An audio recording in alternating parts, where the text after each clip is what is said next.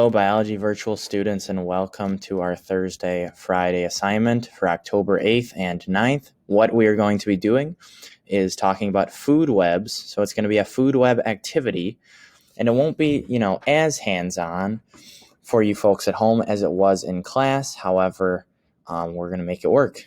So what you're going to do first is you are going to go down and click on the Lake Michigan drag and drop activity. So essentially what we've done here is based on all of these different slides. So we had 35 different organisms that in class each of our students read about, and they went ahead and helped me categorize them into different groups: carnivores, omnivores, herbivores, producers. And where they got that information from was on the actual slides themselves.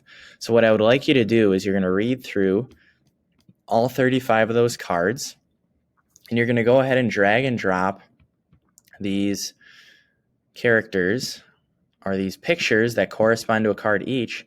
You're going to go ahead and drag and drop them. Sorry about that. You're going to drag and drop them into their appropriate category. For some reason, the drag and drop doesn't want to work on the Mac.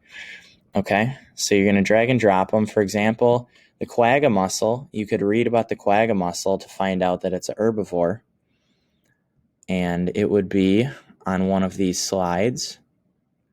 So Q, and these are all in alphabetical order, so I want to note that. So the quagga mussel, they're filter feeders, they eat plankton, and they eat diatoms as well. So if we know that they eat plankton and diatoms, we could therefore put the diatoms below them. So you'd have to kind of page on through, and the drag and drop isn't working too well for me right now. But if you have a computer mouse, this might work a little bit better. So drag and drop them, 35 different ones. I realize this might be a little bit tough and daunting. So for that reason, this part's not going to be graded. And essentially, what you can do when you're done, so I would like you to attempt that activity to the best of your ability, but when you're done, you can click on the manipulative key, and I have one provided for you to check your answers. So you see the quagga mussel did end up being an herbivore, like I said, and the diatoms would be below it because it feeds on the diatoms. So you're going to go ahead and group them and move them around, drag and drop them, then check using the answer key that I have provided. Okay, so that's the first thing you're going to do. That shouldn't take you a whole lot of time. And after that, you're going to go ahead and go to the food web follow-up questions. So these follow-up questions are geared right towards that slideshow, the Lake Michigan food web slideshow. So all the information in these questions can be found simply by reading the slide. So for example, for the lake trout, I completed this one for you. To find this one, to find the lake trout, 3 things that decreased its population, you would have to go ahead and look on that slideshow for lake trout, which is alphabetically categorized as L. Lake trout, wastes, overfishing, and sea lamprey were the 3 things that caused its decline in Lake Michigan. Okay, so you would find the information on the lake trout card, and you'd find the information on the zebra mussel card. So for example, you could search for the zebra mussel down here. That will be towards the bottom. It'll be the last card. So you will find information on that here, and then you just answer the questions on that follow-up question worksheet. I'm going to go ahead and delete these so I don't give away too many answers, but those would be the answers for that one. You got a freebie, woohoo. All right.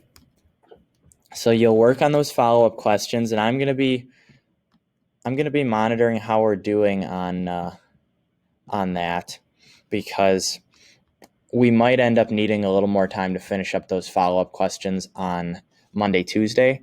So don't count on those being really graded until middle of next week. I have them grouped in for, due Sunday. And if you can get it done by Sunday night, fantastic. But I probably won't, grade it till Tuesday or so. But what I definitely want you to do for Sunday night is to read this short Great Lakes article, about 2 pages, and complete this reading guide.